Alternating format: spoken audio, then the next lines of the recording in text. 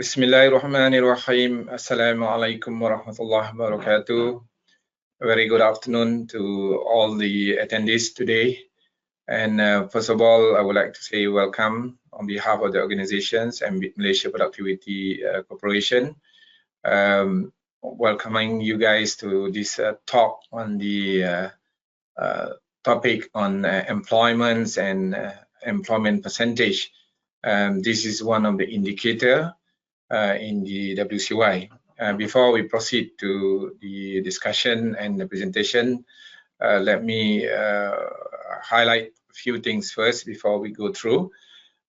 This so-called, in Malaysia Productivity Corporations and especially by instruction of the government back to 2000, early 2000 actually, we have been monitored the rankings of the Malaysia as compared to other nation, and the primary indicators or primary report that we are actually following is on the, we got three of it actually, Ease of Doing Business by the World Bank, and then we have the GCR report through the WEF, which World Economic Forums in Geneva.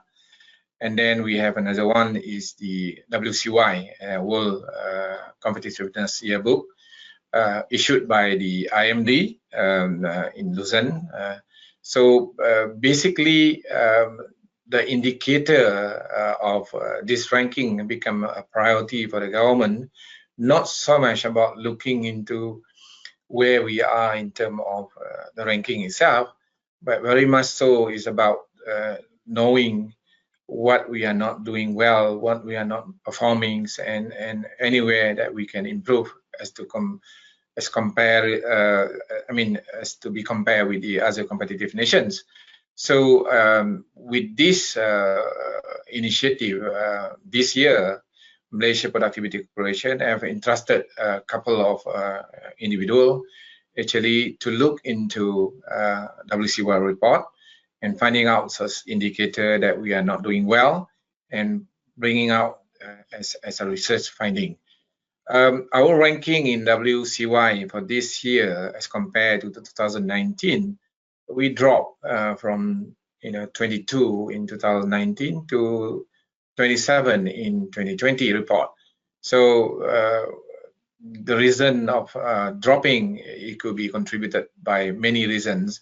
And that's one of the main reasons that driving MPC to engage into this initiative on what we call it a competitiveness strategy.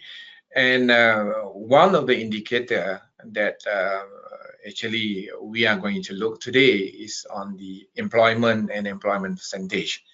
The deeper understanding of it will be presented by our distinguished speaker today.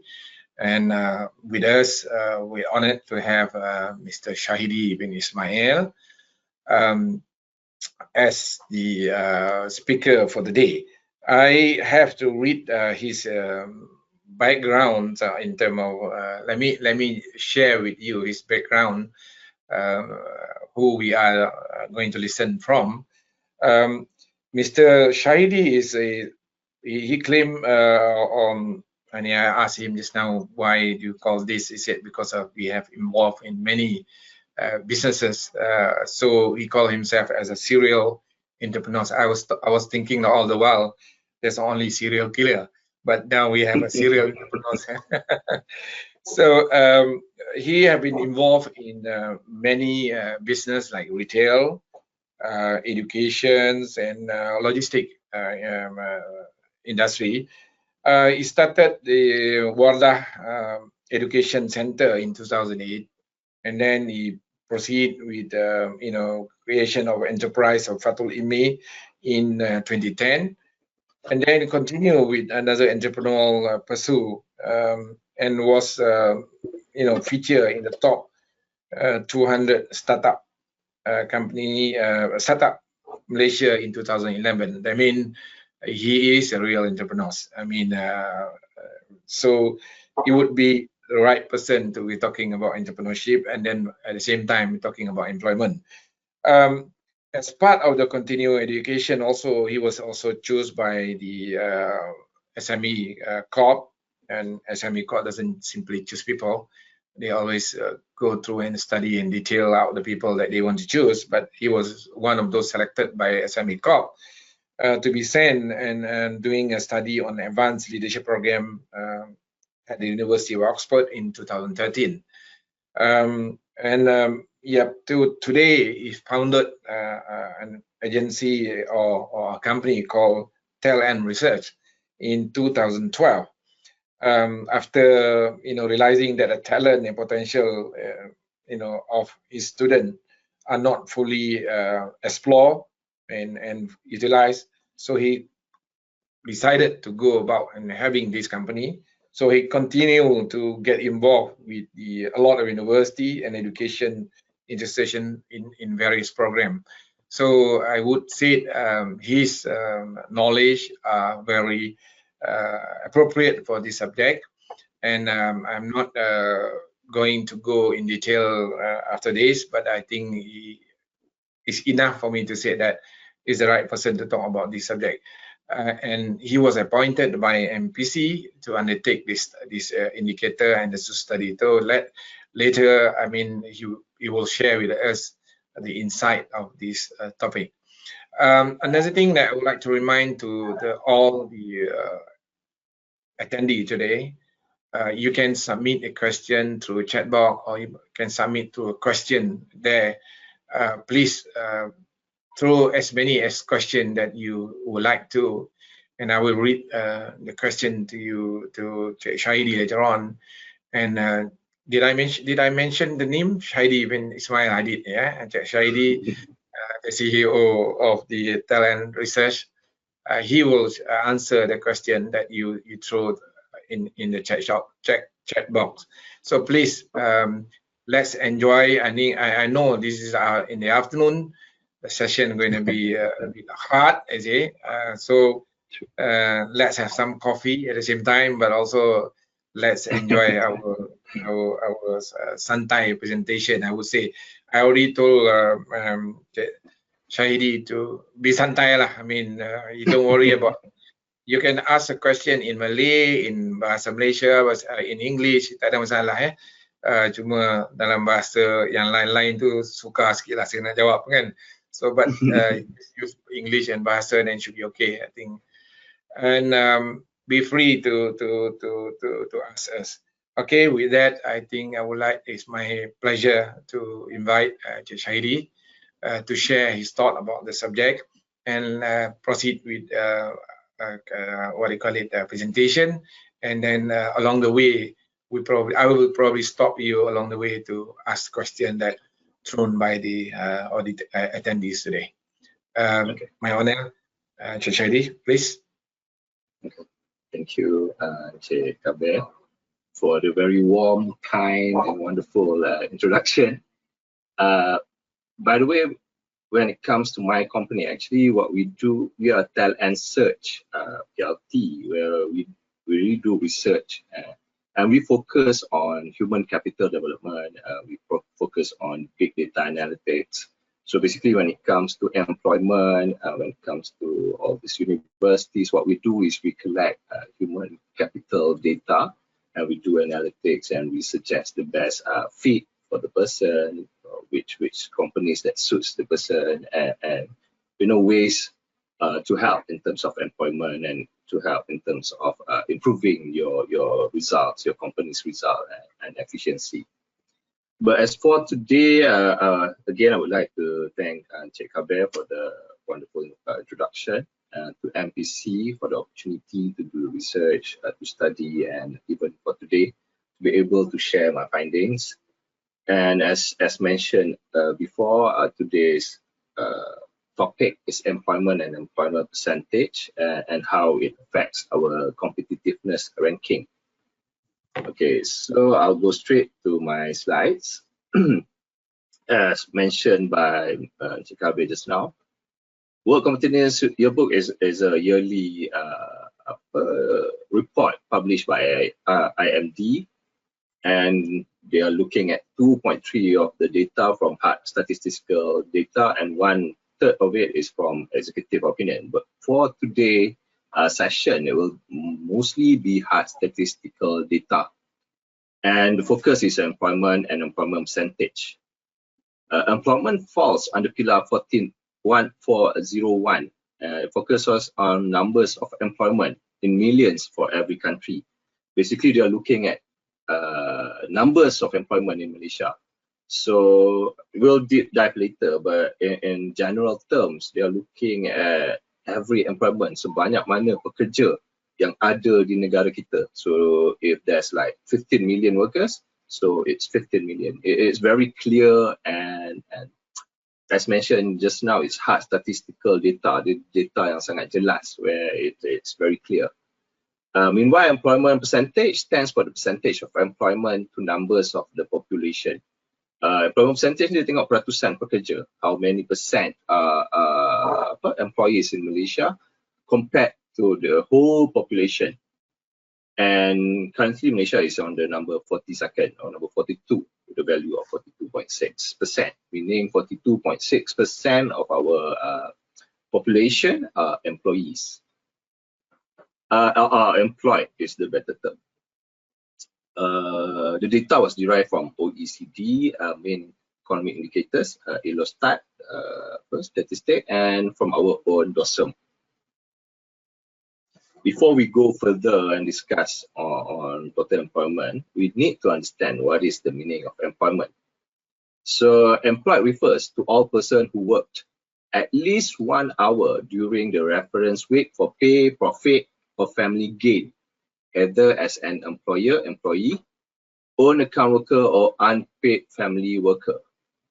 Maksudnya, pekerja ni adalah someone who work at least 1 hour during the reference week. What is the meaning of reference week?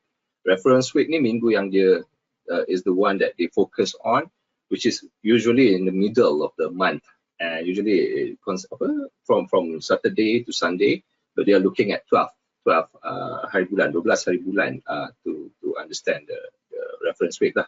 So in a month they will be working 1 hour, at least 1 hour in a week. So that can be considered as employed.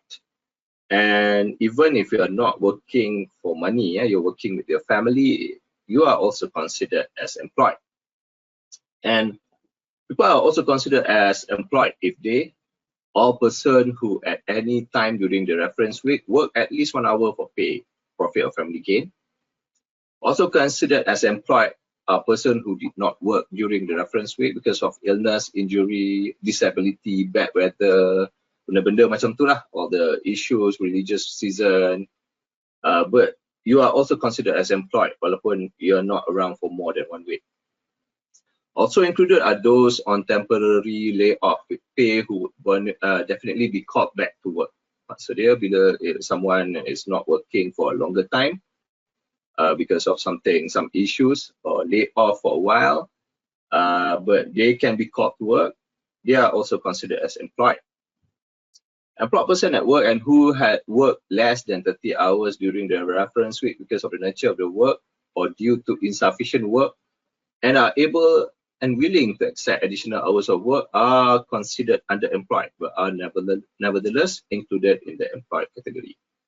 Okay, unemployed pula. The unemployed are classified into two. They are actively unemployed and inactively unemployed. The actively unemployed include all persons who did not work during the reference week but were available for work and actively looking for work during the reference week. Maksudnya orang yang aktif tapi unemployed ni adalah orang yang tengah mencari kerja. They are searching for work. They can work but they still have no job lah. Inactively unemployed person include the following categories: person who did not look for work because they believe no work was available or that they were not qualified, or yang tak cari kerja langsung. Person who would have looked for work if they had not been temporarily ill or had it not been for bad weather. Person who are waiting for results of job application, and person who has looked for work prior to the reference week. So in understanding this, unemployed ni kalau dia tengah cari kerja, dia a person who tunggu kerja, kita panggil as unemployed. But for the ranking, it's the total number of employment in the country. So China topped the ranking with 774.41 million employment. I would like to bring this back to what Mr. Kabir said just now, because in terms of total employment in Malaysia, we surely can't beat China because they have like the biggest numbers of population. So for them, they have 774 million. We will never go to that level. But in terms of improving our ranking, understanding issues, that is something that will be discussed today. For so employment percentage. Does the numbers play an important role in the ranking? Because if you look at Malaysia, our populations on employed workers is about 15.8 something million. So July, I mean that's the latest figure. It's about 15. Latest is around 14. Yeah. I just got it from Jabatan Statistics, about 15.87. Yeah. So that means there's an increase compared to June. So if we look at it as compared to other nations, I mean, then if it's the absolute number is taken care into the ranking, then we definitely lose in terms of number of employment. So I'm not sure here. Maybe you can highlight that later in relation to the ranking. How does this play a role in terms of raising the ranking itself? Yeah, it is how they look at it. Actually, this is something that, as I mentioned just now, China will be top in this kind of ranking. It doesn't matter how we improve. It doesn't matter percentage of improvement, but they'll look into overall picture. They'll look into the bigger numbers. So how many workers are there in a year? So for us to improve, it's just to having better numbers overall at the end of the day. So in terms of ranking, it's quite hard for us to move to the top 10, but we can improve in terms of our own numbers because, as we know, more employment meaning better economies and etc. I hope that answers your question, Mr. Kabir.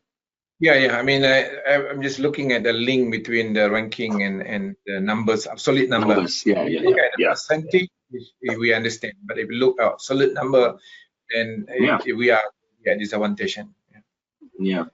Even in terms of percentage, it is not something that I think as relevant as unemployment rate, for example. But I'll discuss first regarding employment percentage, because for this term we are basically looking at employment versus total population. So we are talking about our whole country and how, as you mentioned just now, we have around 15.07 workers employed. And then we divide by total population. So we are considering all the students, orang dalam penjara, everyone.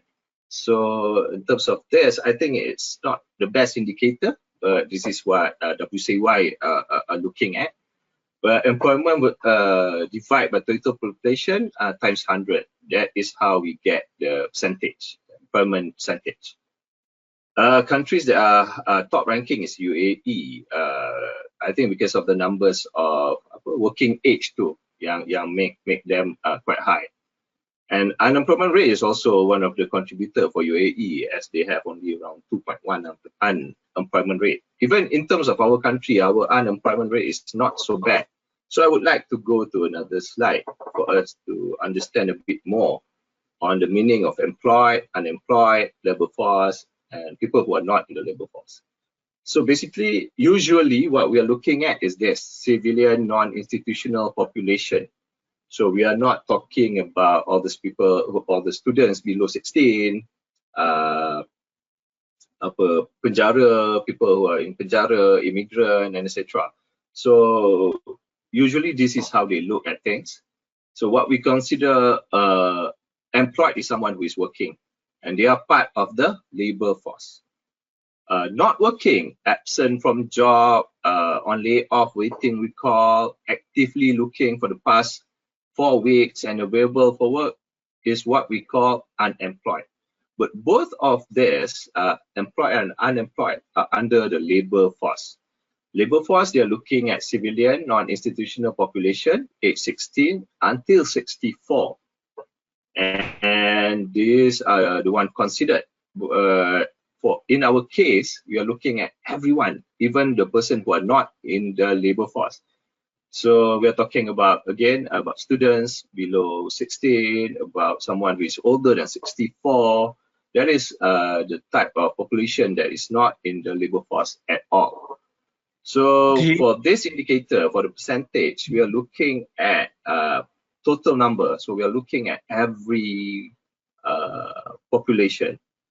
Well, meanwhile, the usual indicator is population ratio, where what they are looking at is numbers of employment compared to labor force. So we need to understand this. What is labor force, which is employed and unemployed?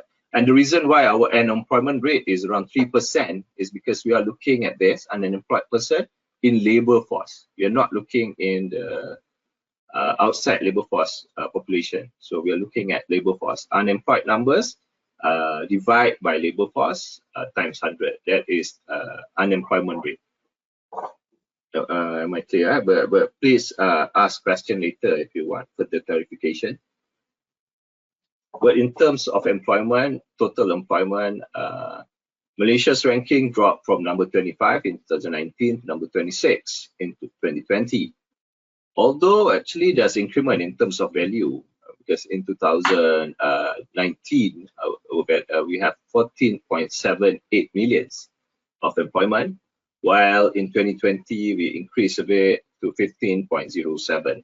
But this is not the latest figure, Cik Kabir, because of COVID-19 numbers jatuh. I got the latest one in July by Labour Department is 15.82 million. Yeah. 15.82 juta. Now it's actually 14.8. It's dropped a bit because of COVID-19. Dia punya figures ni daripada Jabatan Statistik DOSEMS. Yeah. Daripada Labour Department different. Okay, alright. Daripada Labour Department is difference. Okay. Nanti I'll check about Labour Department. But in employment percentage, Malaysia's ranking also dropped from number 41 in 2019 to number 42. But again, because of the increase of numbers of employment, our value is a bit better, which is 46.24% of our population are working or are being employed. This is to look at the countries who has the highest ranking in terms of employment. As we can see, countries that are very big, like China, they have 774 million of employment. And again, India, another big countries with 556.53 million. USA, another big country with 157.52 million employment. Indonesia, of course, another big country. So for us to improve, for us to be in the top 10 is quite possible. But of course, we can improve in terms of number and in terms of ranking a bit, at least two countries that are quite similar to us. And in terms of numbers of employment percentage, this is something that we can improve a lot on. UAE has 77.53% of their population who are working. So they have the right kind of age gap tu. Dia orang ada age category tu is just nice. Working age tu is a lot. And of course, we'll discuss a bit more about how they did that. When Luxembourg, Qatar, one of the reasons is because all these places are what we call tax haven. The banking system are very good. They are tempat yang buat duit. So everyone went there to work. Even the neighboring countries are there to work. So that is one of the reasons because of their economy and their banking system. When it comes to key authorities, I'm looking at Ministry of Human Resource, of course, and Ministry of Education. Of course, there's other authorities, macam MDEC, Kementerian Wanita, but the one that is like the key authority is, of course, Ministry of Human Resource and Ministry of Education. They have a lot of department when it comes to Ministry of Human Resource. For skill development, they have Department of Skill Development, Jabatan Pembangunan Kemahiran. They have Center for Instructor and Advanced Skill Training, Pusat Latihan Pengajar. They have quite a lot in terms of skill development by Ministry of Human Resource. In terms of labor, of course, ada Labor Department untuk Sabah Sarawak, untuk Malaysia. Occupational Safety and Health, they are Department of Occupational Safety and Health, those ataupun Jabatan Keselamatan dan Kesihatan Pekerja. They have National Institute of Occupational Safety and Health, NIOSH, Institute Keselamatan dan Kesihatan Pekerjaan Negara. Trade unions, it's obvious they have that. Industrial Relation, they are in Department of Industrial Relation Malaysia. There's also Industrial Court, kita ada Mahkamah Perusahaan. Labour Market Information Analysis, we have ILMIA, Institute of Labour Market Information Analysis, Institut Maklumat dan Analisa Pasaran Buruh. For Social Security, of course, apa SOCSO, PEKESO ni.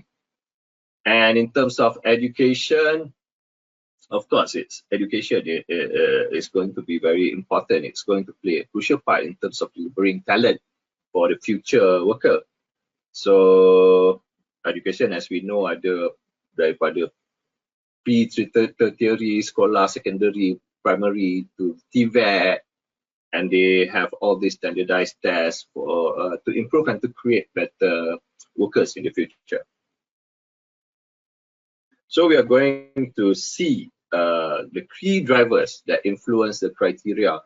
As we know just now, for total employment, it's the bigger number will improve the ranking. So that is very clear. So it's about having more workers or to have the right kind of age gap lah. Maksud dia bukannya yang terlalu tua, bukan terlalu muda kind of population. So that is something that is very hard for us to improve on, but it's important to know and it's important to plan. But there are key drivers that may influence criteria that can be improved on. So that is what I'm focusing on for today. And one of it is digital transformation. If we talk about digital transformation, because we can see there's e-commerce industry where e-commerce, delivery services, and ICT are doing well even right now where we are facing pandemic. Every other industries are losing people, buang pekerja, but for e-commerce, delivery services, and ICT companies, they are hiring more. So this is something that will influence the criteria. And of course, we've heard it and we are talking about it. We need to enhance skill, upskill, reskill, skilling, and semua ni kan, and providing training. We need to invest in TVET. Right now, perception among the citizens on TVET is still not so good. And TVET is the one that is actually providing all this skilled worker and what is needed right now. So that is another key driver that I will be focusing on, enhancing skill and providing training. And again, when it comes to the issue of working age, macam kita cakap tadi lah, we can see UAE is doing very well because of their working age condition. And labour force participation, we do have quite a lot of outside labour force, or a student, or yang tak bekerja, studi rumah. So that is another drivers that may influence our ranking. And access to data and lack of analysis. Macam kita cakap tadi, when you can hear Cik Kabir said labour punya data is a bit different than dorsal punya data. So that is one of the issue that we have right now. The access to data, comprehensive system, there's not really comprehensive system. Everyone is in silos. So that is another drivers that may influence the criteria. And just, one of the biggest drivers, yeah. Sorry. Maybe I want to stop you here first. Yeah, sure. Coming back to the working age, I'm not sure that you mentioned about UAE with working age, but for Malaysia, that means our working age that the Labour Department indicate is that between 15 to 64. Yes.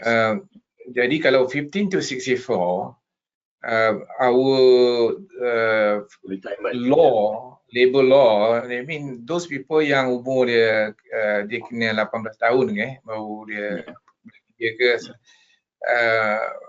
right to be employed lah maksudnya. Yes. So kalau kita work 15 tahun punya orang, budak Yes. 15 tahun, dia consider sebagai I would say illegal. Illegal and it's underage kan.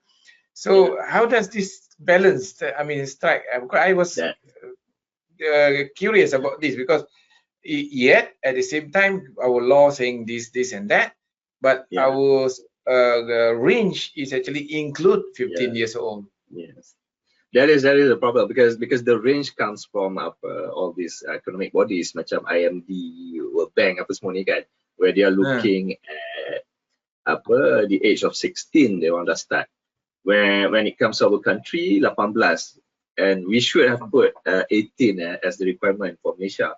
But somehow I think we need to improve on the law lah, because by the age of 16 maybe they can already work in terms of certain industry kan, and maybe right now there's gig economy where they can be, orang boleh buat jadi apa, influencer, they can become dropship punya agent, so that kind of work shouldn't be limited lah to someone who is 18. Maybe they can start at the age of 15. That is my recommendation, and that is a very good observation from you, Encik Kabir, because that is an issue here in Malaysia. Because we want people to start working at 18, labor law kan, yet all this ranking are looking at 16 and above. So that is something that maybe we can suggest and trying to improve on. Another key driver that is very influential this year, biggest reason is actually COVID-19. As we can see, labor supply in Malaysia saw significant year-on-year change in second quarter 2020 as COVID-19 pandemic took its toll on the labor market in April and May 2020.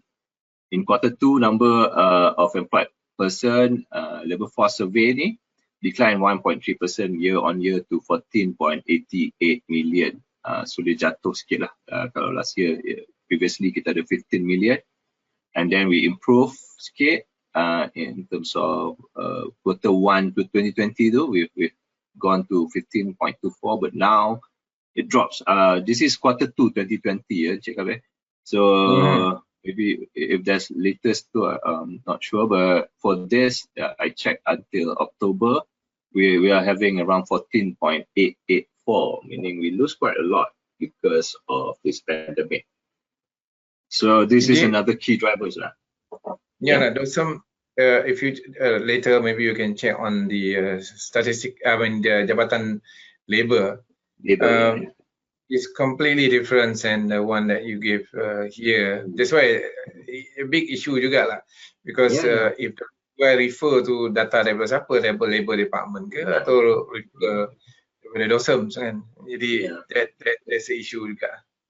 Dalam negara pun kita dah ada different kind of figure, which is right.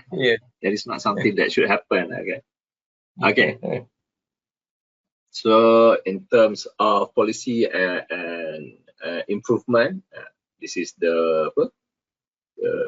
this is how we do this research lah. This is the template kan. So it's like that. But I would like to share a bit lah sebelum we go here. I think it's better for me to share a bit on my finding too. This is going to be santai boleh Encik Kabir saya buat macam ni. Boleh. We are learning. Yeah, so I think it's easier if I can just show it here. Because understanding the key drivers too kan. So we can see what happened since March and what happened now where we only have 14.88 million person. And the reduction of employed person was observed in the services and manufacturing sector, especially accommodation, food and beverages, arts, entertainment, recreation ni memang kena teruk lah. So they halted the business. There are some of the business shut down, and there's no definite promise of restarting again. Employment decreased significantly. This is something yang I think we have friends or even family members who are like really affected because they are from all these sectors. As you can see, labor force survey report. This is something that I've shown just now. So in terms of digital transformation, I think I've covered it up. Okay, this is something that I think is quite interesting. Skills and TVET. In Q2 2020, more than half of employed persons had secondary education, which made up 55.9% of total employed persons, as opposed to 56.4% in Q2 2019. Meanwhile, employed persons with tertiary education encompassed 30.8%. So yang ada degree ni pun rose by 2.2 percentage points from the same quarter in the previous year. In terms of skill, employed person in the semi-skilled category dominated labor supply with 59.1%. Skilled employed person increased by 1.2 percentage point from the previous year to 28.6%, while low skill dropped 0.5%. So we can see the importance of TVET sebab yang skill ni sangat penting. Semi-skill, skill are the one that is getting employment. So I believe that TVET is something, an issue that we need to focus on juga, and that is something that can be done, that can be improved on. Working age, as we can see, this is the outside labor force, where it consists of schooling, housework, ada yang disabled, not interested is very low, and then we can see retired, apa golongannya retired. So we're talking about quite small percentage, but mostly schooling and housework. Maksudnya suri rumah tu ramai yang outside of the labor force. Sorry, Encik Kabir? No, I mean that's my group, the pension group, is there? Yeah. Oh, really? Yeah, the pension group is not that big, like the numbers, but the most golongan suri rumah, as we can see. So this is something yang we can improve on to, whether we want suri rumah to be involved in our labor force or not. And of course, our problem macam tadilah, access to data and lack of analysis. As we can see tadi, the problem, although we have been collecting human capital data ni kan, and even there are portal macam My Future Job, upu.gov, EGHR, Hermes, apa semua ni kan. We have all this data, but the problem is we don't really capitalize, and again data tadi tu berbeza. That is something that we need to improve on. The concept of human capital recognizes that not all labor is equal, but we can improve the quality of that capital by investing in employees. Sebab tu pentingnya employment ni kan. Okay, but again, when it comes to COVID-19, we can see government are trying to do the short-term economy recovery plan, penjana, nak jangka masa panjang to find work. There's my step. So there's something that they're trying to do. Although this is one of the biggest. Suddenly this year we lost quite a lot in terms of numbers of employment, but don't look into other countries yet because the numbers are not the stable yet. But I guess in terms of next year WCY, we can see how COVID-19 affected every country. Yeah, for Malaysia, Yes. the latest figure indicate that unemployed numbers is about 745,000. Yeah. Yes. Workers have not been employed now. Yeah. So it's a big number. I mean, it really affects. And if we're talking about employment rate, it's about unemployment rate is about 4.7%, which is quite high too. Yeah, compared to last year. Yeah. Suddenly we dropped quite further, and even if we are based on this number, we can see it's almost like 200. We are talking about almost 400,000 employees are losing their job. So that is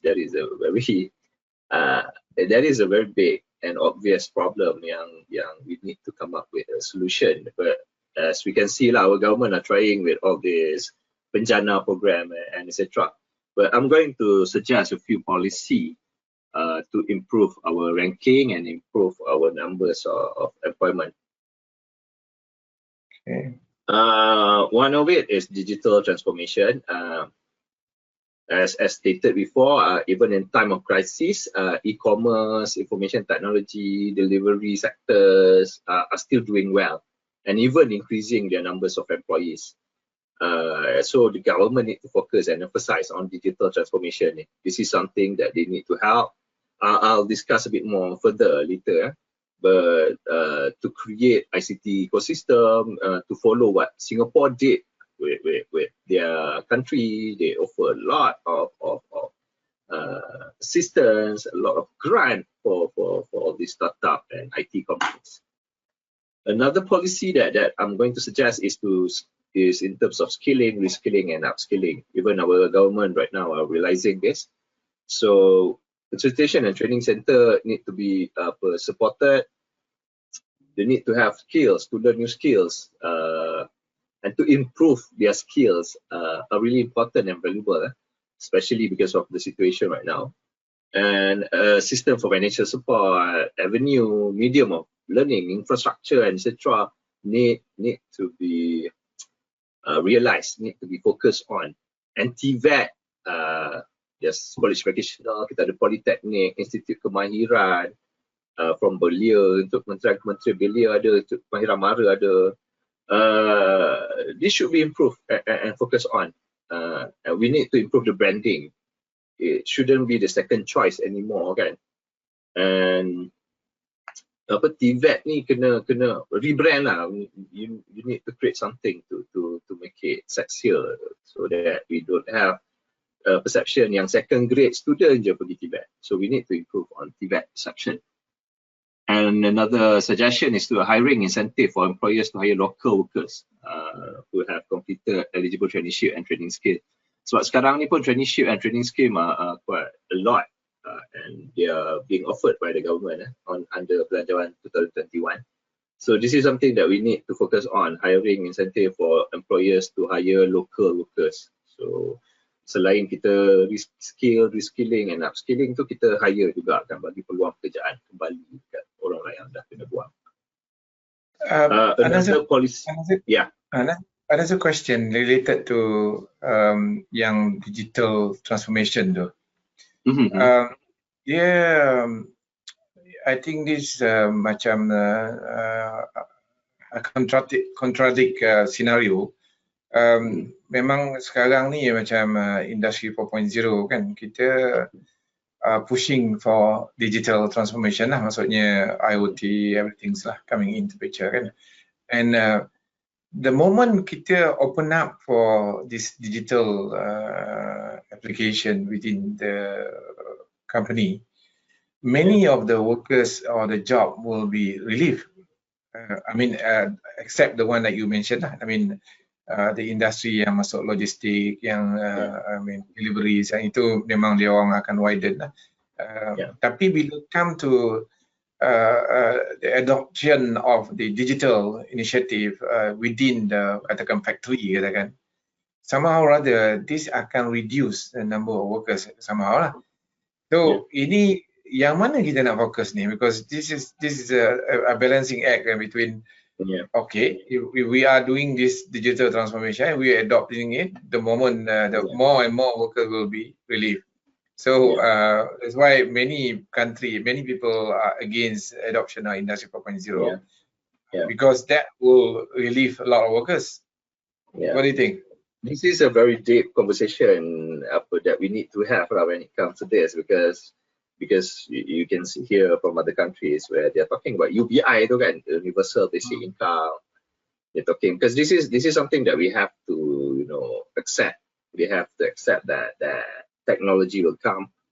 IR 4.0 is going to make things so much more efficient. And as we can see from time, based on history, how things are changing, and this is the changes.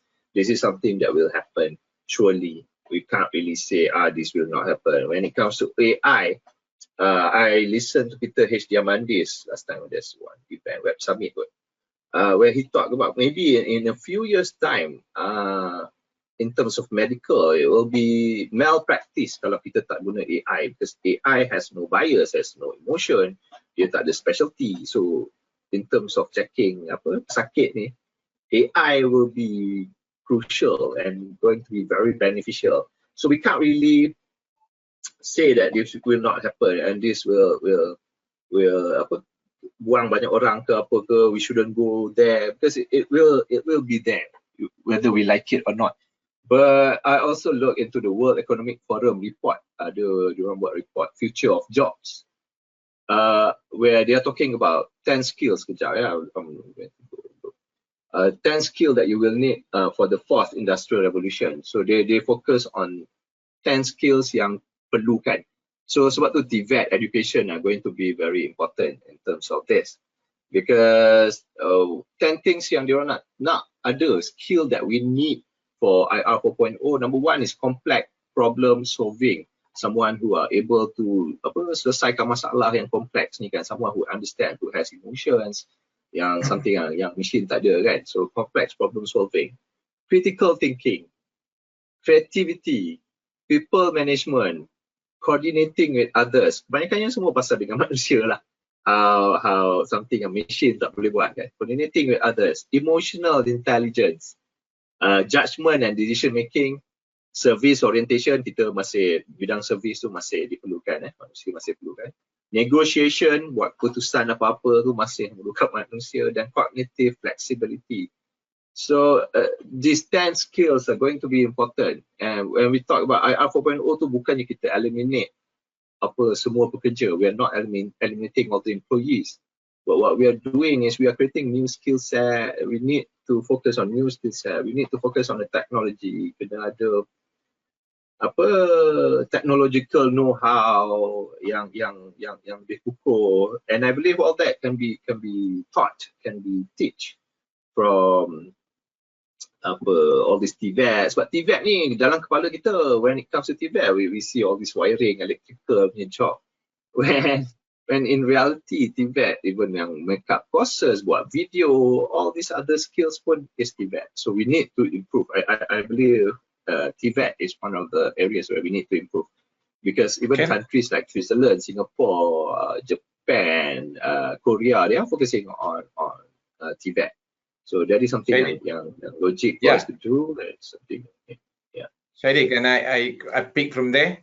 Because ada one question daripada Fahmi Ashraf before kita takut nanti kan lupa pula, because it's on the subject matter that you're talking about TVET. So let me read his question. Maybe you can reply to it, answer him on this. He said that currently we have a high demand for skilled worker or TVET market. How we can increase the interest in TVET among students so that when they graduated, they can secure a job on their own? Oh, that is a good question. Yep. Ashraf. How do we increase the interest in TVET? What I understand. So again, it's what I said just now. It's about rebranding. TVET need to be sexier. People need to understand. And kebetulan we are working with MPC juga, where we collect all this survey. We try to understand why, what kind of institution, tertiary institution that our students are focusing on. And we realize that in terms of perception, almost everyone, the teachers, the student, parents, when it comes to tertiary education, yang timbul kat kepala, the thought that comes to their mind is universities. They're not even thinking of TVET. TVET ni tak ada pun dalam consideration. And again, the point of TVET being second rated institution ni pun, we need to change that. And to do that, there of course there are so many ways kan, tapi it's rebranding. Maybe try to find idol or kita cuba jadikan someone that focus on students, alumni TVET yang berjaya, try to focus on what happened to them, courses that are being offered. It's not just wiring, it's not just mechanic job. TVET is vast. So there are a lot of ways that can be implemented in terms of improving TVET, and we need to focus on that. Thank you for the question. I hope that, sorry. Maybe could be also. I mean, is coming back to that question also. Could it be because our way of doing things, like say, I mean, we taking like in government, you take it in the private sector, most of the organization, the one who are going to be a leader, sometimes going to be a manager, management, and things like that, are those people who are coming from, you know, the backgrounds of those university graduate and so on. In many countries, like even in German and things, they have a two paths. You know, the way you grow your career. One is through the technical path, and the other one is through the management path. And most of us are, I mean, I would love my daughter to study in and be somebody in the organization one day. But I do not want they to end up, you know, just being a chief engineer or chief mechanic or whatever it is. So that probably the reason, one of the reason why, because I would say that there are two parts that we should be created. That okay, you can be an expert, you can earn as much as those CEO as long as you stay in within your own technical path. So I'm not sure. Maybe that is one of the way that we should be created. Yeah. Again, it's back to the perception punya issue lah kan. Because the perception is second-rated. Budak-budak TVET ni, they can't be Malaysia, they can't make better decision. When we can see in other countries, macam dekat US, we can see all this. Sebab programming pun dalam TVET juga kan. So, even kalau pergi TVET tu, dia program terus, dia tak belajar sangat teori pun kan, they are doing things. So they are very good in terms of doing things. And we can see companies like Google, like Apple, Tesla, Elon Musk himself said that he will not even look into their academic background, because what he's focusing on is the abilities and capabilities of that person. Dia adalah dia punya requirement sendiri, dia punya test sendiri kan, where on how to improve or on how to employ someone tu kan. But they're not really looking at academic qualifications saja. So for us to say that someone who went to university for 4 years are way better than someone who has experience in doing things is a bit wrong. I think we do need to change perception. The first is about rebranding TVET. It's about understanding yang pergi TVET tu pun okay, ada potential, there's future for it and etc. kan. So we need to change the perception. And that is one of my suggestion for this policy and improvement in terms of improving TVET institution. I guess I'll go to my next points, which is to increase labor force participation for outside labor force population. As we understand just now, outside labor force ni macam tunjuk tadi is berengah rumah, pekerja, retirees. So maybe what they can do is create part-time job or join gig economy for the outside of labor force group. As we can see, household and family responsibilities 43% from overall outside labor force tu, household and family. Schooling pun 15 to 24 years old pun ramai. So big numbers are in this. Retirement age, baru baca dalam Malay Mail kan, few days ago, in the news few days ago, talking about increasing our retirement age to 64 years old. That is something that we can consider juga kan, because we can see our health, our mortality rate tu dah increase. It's no longer up to 66. Previously our mortality rate, biasanya umur 66 tu dah sakit teruk apa semua kan. But now 66, Mr. Kabir, I'm not sure your age lah kan, but you look like 40-ish. Thank you. You still look very cheerful. I've met a few macam Dr. Mohidin from MPC. He looks really fit. Doesn't look like someone who is 60 years old. So in terms of retirement age, too, maybe we can increase on that because of mortality rate that improve. And maybe this is one of the way to improve our policy in terms of improving our ranking. Another suggestion is to improve system and deliveries, improve data and analysis. Sebab we have all the portal, we have all the data, but utilizing it is the issue, right? The problem is we don't really use what we have. And kadang-kadang decision tu, I'm a bit disappointed. I'm sorry if I'm ranting. But I'm a bit disappointed where how we use our data, how we make decision, because we can see it's not really based on data lagi kan. Most of the decision macam comes from gut instinct, comes from popular punya decision because of our political punya nature ke apa ke, I'm not sure. But decision tu is not based on all the data that we have, because we do have a lot of data. Kita ada macam-macam dah, apa portal, kita ada Hermes lah, kita ada everything lah, semuanya dah online. But what do we use? How do we utilize all this data kan?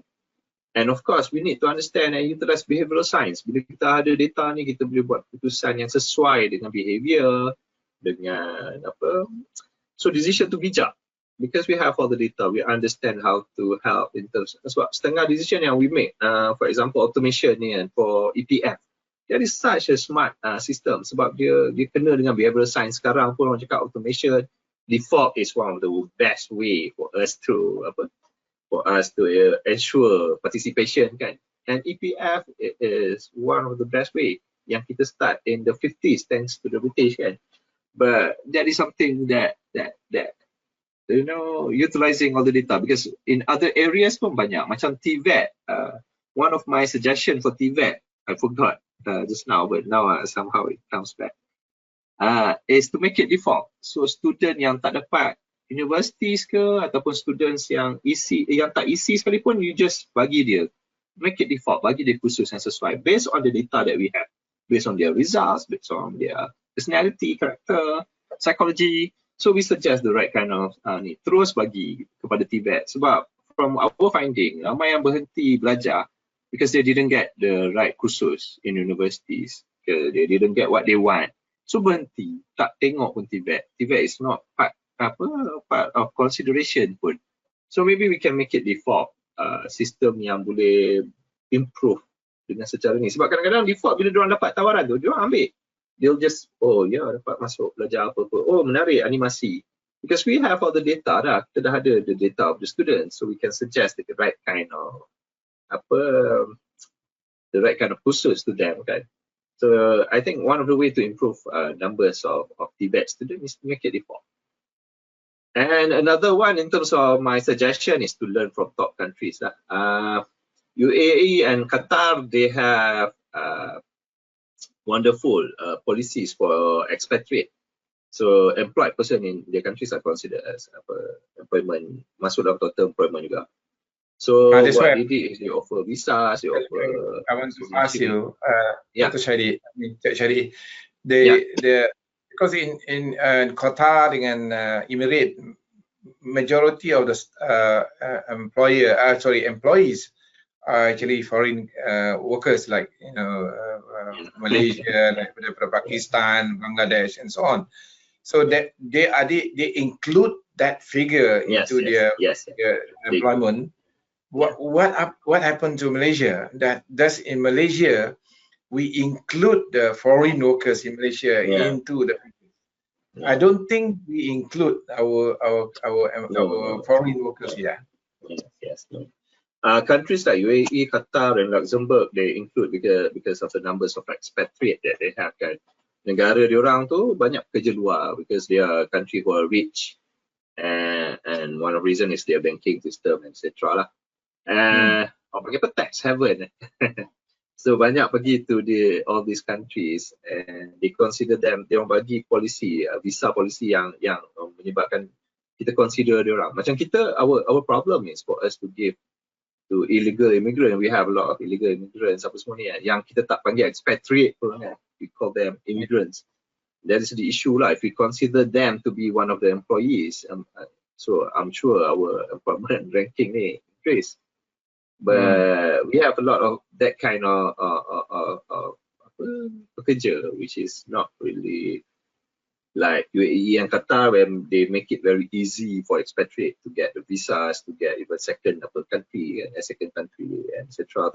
That is how they improve their ranking lah, and that is something that we can also do and also consider. Macam Iceland, because of very secure, flexible labour market. And countries macam I mentioned just now, Switzerland and Singapore, they spend a lot on TVET.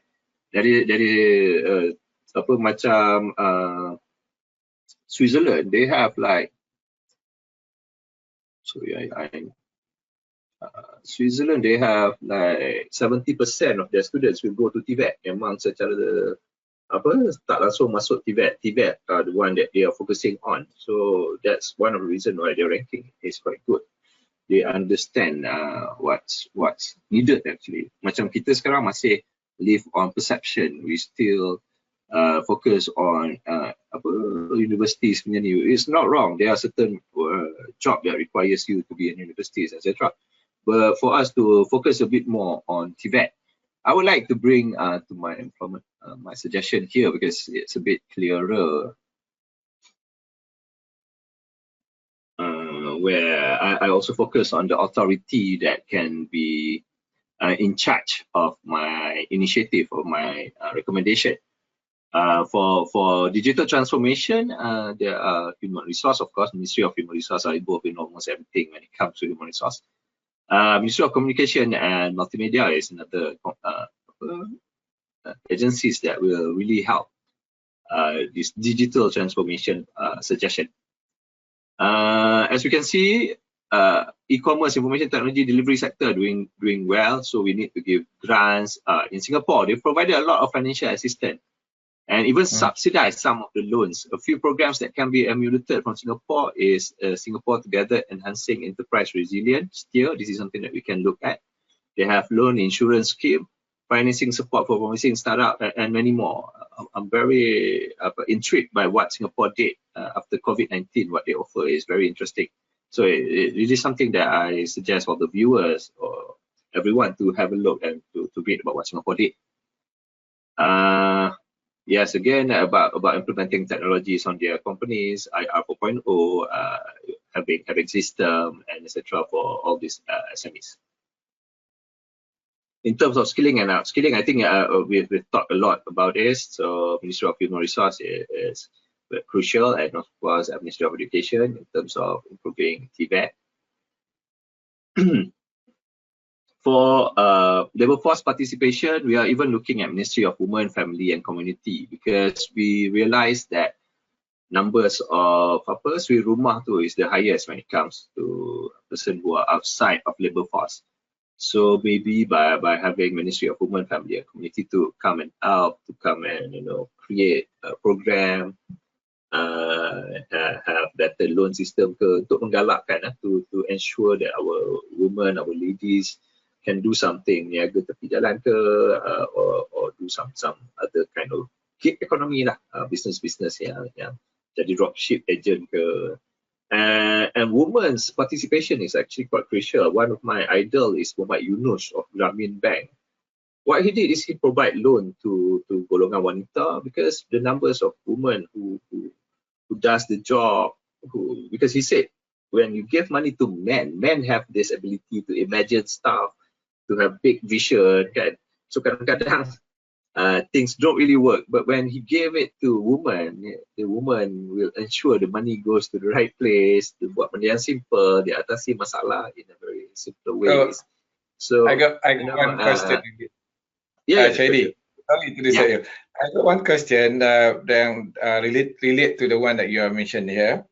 Ini soalan daripada Nancy John. She said that usually the people are engaged in Tibet ni with gender. How do you think that about this perception lah? In Malaysia, dia kata in particularly to the participation of a woman dekat dalam Tibet ni memang kurang lah. So how you mentioned about raising up and changing the mindset on Tibet and pushing for more Tibet. But again, what she said is probably right, that when we talk about Tibet, and you go to anywhere, any of these IKM or any Tibet center, you can see more of male student is there. How about the female student? How can we encourage them to be that? Yeah, that's the thing. Again, I'll get back to perception because we have all this gender bias, stereotype gender apa semua ni kan. But at the same time, we don't really know about what Tibet is about. dalam TVET tu ada banyak khusus yang actually is even sesuai, doesn't matter which gender kan. Ada kelas makeup, dia khusus for makeup and etc. There's persediaan event management, there's even massage, sports massage, because it's something yang skills tu banyak. We are not just talking about being mechanics. We are not just talking about doing wiring, plumbing, because for the time being, what we associate TVET with is just that. Maybe what we need to do is, again, rebranding. Tell others about what are the courses. Maybe create a few interesting courses that can be taught in TVET institution. Make it more. Maybe have campaign that focuses on the female students, so that we can have more participation from the female population. Because it is true when it comes to gender participation from the female are quite low, and that is a very good question from Nancy just now, and we need to look at it. I can't really give an answer to that right now, but there are so many ways that we can do campaign, we can improve our branding, and maybe further studies need to be done on this matter. So thank you for the question, and that is something that I'll bring up if I have the chance to meet all the ministry punya people. Again, back to my point about policy, ministry and women. I believe that women should be given a chance to do some part-time job, gig economy, because as we mentioned just now, person who are considered employed, if they work 1 hour a week macam tu pun dah employed. So that is something that can be done, and maybe we can have better system where we can monitor, especially in terms of gig economy lah kan. Maybe we can have proper ways to monitor our gig economy workers, to understand kedai kat mana, jual apa, not just about taxing them but also about understanding and helping peniaga-peniaga kecil ni.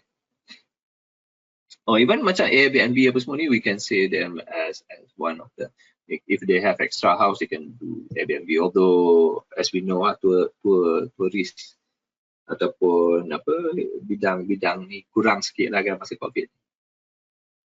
In terms of improving system and deliveries, improve data analysis, we can see Ministry of Human Resource, Wansokso, Ilmiah, diorang ada untuk study all the data. Ministry of Education, UPU, they have all the data for our students. Ministry of Communication, Multimedia, all this MDEC, apa semua should have all the data of our students.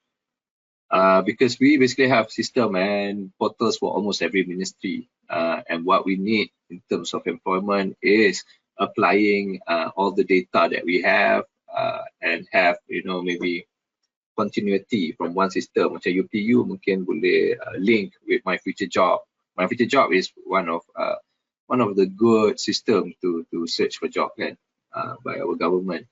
So maybe we can have system yang ada apa panggil flow tu kan, from our students to university students to portal, and to ensure that we can plan, because we have all the data. In a nutshell, we need to improve and revise our data collection. When discussing this with Mr. Wong and MPC, Ms. Hanisa ada cakap, we can learn from UK punya labour force survey, where they found it to be very good. So maybe what we can do as people involved in this, or even for our viewers, you can check UK's labour force survey. Learn from top countries. I think I've discussed it just now, and certain countries, because of they want others, people from outside, expatriate to come and work there.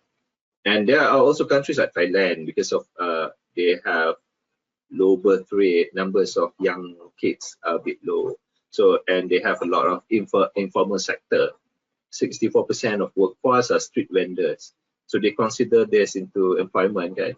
So this is what we can do actually. Street vendor, motorbike, taxis, and self-employed is something that we can improve on in terms of numbers for our country. So I guess that's it from me. Or even in terms of COVID-19, this is something that what our government are doing lah, bencana, Majlis Pekerjaan Negara, MyStat. There are a few yang nak menggalakkan pekerjaan for someone who are no longer in the system, yang dah hilang pekerjaan, etc. Okay. So, I have one question here. Yeah. I think two questions here. One from Nancy again. Let me throw you another question. You mentioned about the change in our educations. The drive that we have at university, most of the time is when you graduated, you need to be employed. You need to, work somewhere, in the factory, in the government, and things like that. This is the mindset that we got from our graduate student. I was wondering, because in some other country, like in Australia, they are moving toward creating the drive among the university graduate here to be an entrepreneur. Because you never mentioned about this, about the entrepreneur, because the entrepreneur is the job creator. yes. The more you have entrepreneurs, startup company everywhere, the more you will employ people. So instead of he going to work with, company anywhere else, but we should be encouraging our students to create a campaign like, my primary ambition is to be entrepreneur, rather than my primary main target. My target is to be an engineer or doctor and things like that. Even doctor is better if you start working on your own and you become open up a clinic or what. But there are many initiatives that we should be driving for our students to be entrepreneur rather than to be employed by somebody. What do you think? Yeah, I totally agree with that. As you said, entrepreneurs is someone who creates value, and even in times of hardship, we can see how entrepreneurship will thrive. Even most of our technology, our smartphone, search engine are not created by government, are not created from universities punya study, but it needs entrepreneurship. We are using we are searching for information online because of what Google provided. We are connecting to our social friends from Facebook. Even technology such as phone, we are using it because Apple started doing smartphone, and then we're buying things. So we can see how entrepreneurship will create not just employment, but create another technology, something new. We don't really think about social media back in 2005, okay? But somehow social media becomes very big. Even macam Airbnb, Grab, that is not something that we will think that for us to give our house to strangers is a good. It's crazy for us to think that to good business model, but somehow it works. So entrepreneurship is the best way. It's just that entrepreneurship is going to be very tough. This is me talking from my experience, because for example this year, because of what happened, pandemic and etc., suddenly we lost all the sales. Even what we have pun tangguh, payment tak dapat, and things like that, because this is something that is normal for entrepreneurs. We don't have that stability. So for us to teach our students, it is to create again macam tadi future of job tu. We need to focus on benda-benda yang macam complex problem solving, critical thinking, emotional intelligence is very important when it comes to entrepreneurship ni kan. Tak boleh nak down because of one or two things, because being down tu is part of the job lah kan. Tak dapat kerja, tak dapat business, apa semua is part of the job. Negotiation is something that really we need to focus on. That is something yang kita panggil soft skill ke. It's not ni kan. So when it comes to I really agree with entrepreneurship. If we can have one session on entrepreneurship, Cik Kabir, that will be very interesting, because I am pretty much supporter of entrepreneurship. Although orang macam Elon Musk cakap the best is not to be in entrepreneurship because it's so hard. But But what we need is to be entrepreneurship. We need to embark in this journey, but at the same time we need to focus on soft skill ni, macam complex problem solving, critical thinking, creativity, people management, coordinating with others, emotional intelligence, judgment and decision making, service orientation, negotiation, Yes. cognitive flexibility. Future of jobs ni basically cakap pasal entrepreneurship lah. All Yes. tend to is something yang It's true. I mean, I was at the BMW and Mercedes factory in Stuttgart and in Berlin, in Munich. And when we were visiting that, we see a lot of step within the production of the Mercedes-Benz and things like that are being taken over by a robot.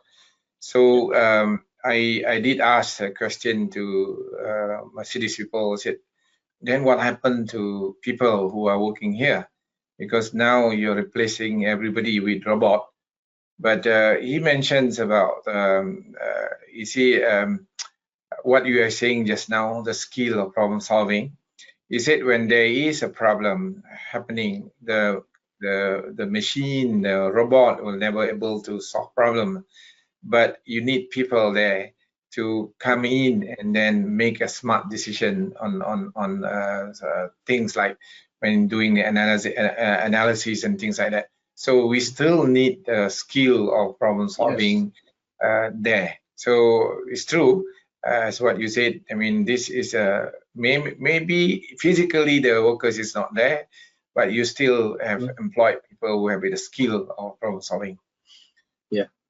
All right, true. I have another question that, as I said to you, that coming from Nancy. I'll ask you Thank that. You, Nancy. Yeah. She said you are saying about to this one. She don't want me to work. Is it? You are saying about to increase the retirement age, but does it cause the undergraduate student to wait longer for to get to be employed because of when you extend your retirement age, then of course the job vacancy is lesser and lesser. Again, probably that's also linked to my question a little bit, because you're thinking about getting a job but not creating a job. Yeah. Your comment, please. Thank you, Nancy, for another good question, and thanks, Mr. Kabir. Again, this is the issue when we talk about what we are doing right now, improving ranking, because we are looking at one angle, kan? We are not looking at the bigger picture. Kadang-kadang an improvement here may bring a problem there. But when it comes to retirement age, we need to understand that we are moving towards IR 4.0. Macam Cik Kabir cakap tadi, we need to have proper skill set yang mungkin it's no longer for the past generation, kan. Orang lama ni dah bukan specialized on that. So maybe that is something that we need to focus on, new kind of skills, new kind of knowledge, new kind of understanding of things, usage of technology and etc. And again, for our graduate tu, entrepreneurship tu memang, in my opinion, is something that should be encouraged. If we can encourage it way earlier pun tak apa, kan? Because when it comes to entrepreneurship ni, it's about embracing failure lah. It's about understanding that you can fail and do that again. Kalau lagi awal kita buat silap tu, it's easier because we still have no responsibilities. People like me, like macam Cik Kabir, we have kids, we have family apa semua. For us to take the biggest risk tu is a bit harder. But for younger generation, tak ada apa sangat lagi ni, it's very good for them to start and do entrepreneurship. So because nowadays we can see every avenue ada, Facebook lah, WhatsApp lah, apalah, macam-macam kind of business. Mushrooming, kan, banyak macam-macam. You can do YouTube, you can have opinion, you can write things, you can deliver things. So there are so many things yang you can do, you can learn and start doing entrepreneurship. Sebab tu gig economy is wonderful lah. I think we should start to encourage our students buat part-time ke. It's not going to affect their study that much, I'm sure, because nowadays knowledge tu dah ada everywhere kan. While waiting for something, well, we can read things, can do few things, and it's a different kind of world, and we're moving towards different kind of industry, so we need to improve on our understanding macam tu lah. So untuk orang lama tu, they are very good at what they are doing, so lagi diorang dah ada kat situ, lagi bagus, decision tu masih better. Kalau diorang masih sihat, apa salahnya kan. So maybe what we can do is to improve, maybe akan ada yang tak dapat kerja, but that is not an excuse lah. Maybe they need to learn something new. There are a lot of industry baru, and young graduates need to be very creative lah, and especially nowadays, technology and everything. Orang tua, orang lama ni is not the only problem lah kan. The problem is how industry are moving. So focus on that, focus on improving ourselves. All right, Nancy, you can hear that Hasti relevant, Hasti work. You are. Now, like coming back to one probably one last question, or before we call off the day, or maybe before that, maybe I would like to also link to the scenario where we are actually. If you look at one of the density, one of the indicator of WCY is new business density. New business density is basically about the new creations of company registrations. Unfortunately, also we are not doing that well. Okay, we are ranking with lower, about 40 something, if I'm not mistaken. Then now is probably tie up also that to the employment. The way I look at it is also tie up to the employment. So if this indicator is very much concerns about the numbers of the employment, we can raise the number of employments and so on. There are many things that we need to widen in terms of policy. We need to change, because the age 15 to 64, we need to widen that scope. And then if that also consider, that means 64 is already included, like a reasonable time frame for people to work. So our 60 years old, somehow or other, we are pushing people out from the system. So that's why we are limited our numbers in terms of staff lah.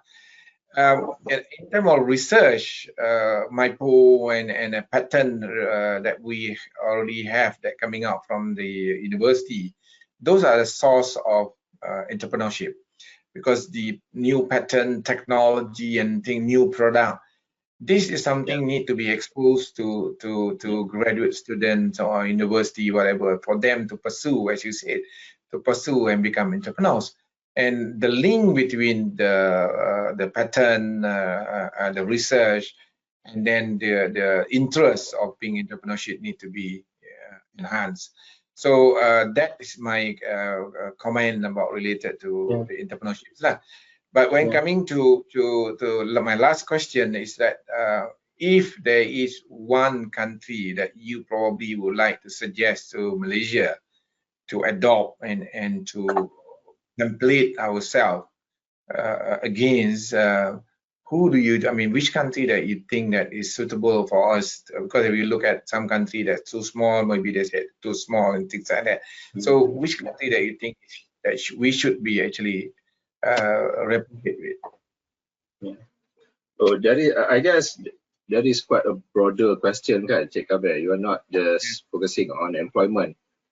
Unemployment, yeah. Unemployment, okay. So when it comes to employment, as you say, Singapore apa semua ni is a small country where it's senang nak jaga population pun tak ramai. But there are countries, and this is something that I think it's quite cliche lah, because nowadays almost every ranking ni Scandinavian country are quite high in terms of ranking, kan. So Scandinavian countries are countries that I would like for us to emulate lah. Contoh macam Finland, Iceland, they are there because of their policy, because of their how they work. Bukannya macam Luxembourg apa semua ni, it's not really, you can see ada something wrong. although they are high in the ranking, but the reasoning is not so good. But you can see countries like Finland, Sweden, Iceland, the focus is on education juga. Macam Finland, the education is so good. And diorang pula tak ada sistem macam kasta tu, where if you're working as McDonald punya manager dengan engineer, the salary is not that far in between tu kan, tak jauh sangat. Even macam tukang cuci, they call them environment punya engineer. So dia tak ada konsep kasta yang ada setengah orang tu duduk bawah sangat. So that is something that I think we need to emulate lah. What you said just now about orang TVET tak boleh jadi manager is something that we need to change kan. Benda macam tu lah yang masalah kasta lah tu kan. Our perception, our understanding of things tu masih ada tak kena. We should treat everyone as equal. We should understand that certain situation require certain kind of intervention. Situasi tu berbeza-beza. Being fair is about putting the right thing in the right place. Bukannya satu orang tu boleh selesaikan semua masalah. So I think a very good question. I like the question. I think we really need to try and see countries like Finland to as something that we should emulate, we should follow, and not to say follow 100% lah kan, but to see the essence that they have to, yang we need to maybe follow and understand and try to emulate. Thank you. Good question, Mr. Kabir. Thank you. Yeah, I can see your point too, because I was in Denmark back in 84. I was there and for a couple of months. I was born on 83. Okay. That's the age gap. So we were there, and we can see how Denmark actually drive innovation, drive what you said just now in terms of changing the landscapes of business landscape in their country. And you can see a lot of initiative has taken place back in 80s. It's not now. It's not happening now. What we see now is actually reaping the benefit of what they actually set up earlier. Yeah. So I believe our country need to really have a master plan on this. You cannot change today and for tomorrow to see the result. No way we can do that. True. You can see the energy conservation in Denmark. They are not focusing only on one source of energy, and then the way they encourage, like for us, if we get energy coming from combustion, what do you call it, from water, hydro, and our rate is still the same. But in Denmark, they change. They have a gas system. They have the kiche angin and all those things. They're coming up with different rate that encouraging people to actually use for alternative energy. So these are the plan that is really put in place that I think something that we need to emulate. So thank you so much. I think there's a lot of things that we need to discuss actually. The time frame ni kita dah about almost 4 o'clock now. Before we call off the day hari ni, I think I want to give you one more chance to maybe have a final say or whatever it is that you want to say to our attendee and probably to the people that are going to be responsible into raising this ranking. I think when it comes to employment and employment percentage, we should no longer just focus on just the ranking, because this is an issue that is very crucial right now. You can see how there are so many. Some of my friends hilang kerja, kena buang, Malindo punya staff apa semua kan. So this is tough time, and when it comes to tough time, dia ada short term dengan long term. Macam what Mr. Kabir said just now, long term is crucial. Long term is something yang even I would like to add. Finland, they started doing these changes in terms of their education in 60s, actually, in the 60s. And diorang tak nak intervention of politician, diorang tak nak intervention of bila tukar government, tukar diorang punya policy kan, they don't want that. So they started doing that. They dodged the bullet back in 1960 something.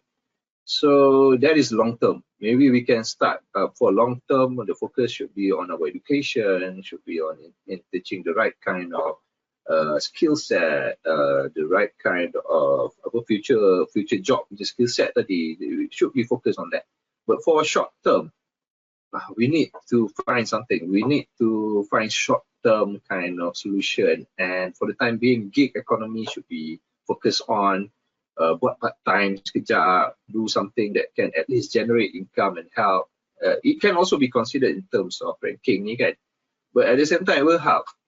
Try to campaign more, rebrand of this gig economy, suggest people, entrepreneurship is something yang boleh bantu in this kind of situation. Suggest people to start doing things, selling things, being an agent, etc. Because for the short time, I think it's very important for us to create a lot of part-time job, a lot of gig economy kind of thing, and something that can help in the short term, because we need that. Kita dah luka kan, sekarang kena balut luka. We can't really talk about. We should focus on contoh macam kalau kita nak buat muscle kan, we should focus on the muscle. But since we are kita luka sekarang, we try and fix the luka first. So that is my final word lah. And again, thank you, Mr. Kabir. This is quite a fun session. Good question. And thank you for the opportunity, MPC. If there's anything, maybe you can email me, or I think MPC can provide the slides, kan? So yes, you can email or contact me via my phone. Thank you, Mr. Kabir, and thank you. Okay. Once again, thank you, Shahidi. I mean, you have shared your thought, I mean, your study on this area. And then thank you also, I mean, we appreciate your thinking, your suggestions, and I hope our responsible agency or peoples can pick it up from here, and then maybe we can have the change in terms of our ranking. As you said, not so much on the ranking itself, but it's also on the well-being of the nation itself. Yeah. That what should be our primary objective. For the question that coming from the Ashra, Fami, and from Nancy, thank you so much, and from somebody who are not putting their name also, is also thank you so much. I think it's a good question, and I myself personally learned from this session. And we appreciate the thought, the thinking again, once again. So I just want to remind that everybody that stay home and stay safe and take care you all yourself about the COVID situation are not getting better, but it's need to be a bit extra cautious about what we do. With that, thank you. Saya sudahi dengan wabillahi taufiq wal hidayah. Wassalamualaikum warahmatullahi wabarakatuh. Okay, see you guys tomorrow. Tomorrow we have another session at 10 o'clock. All right, take care.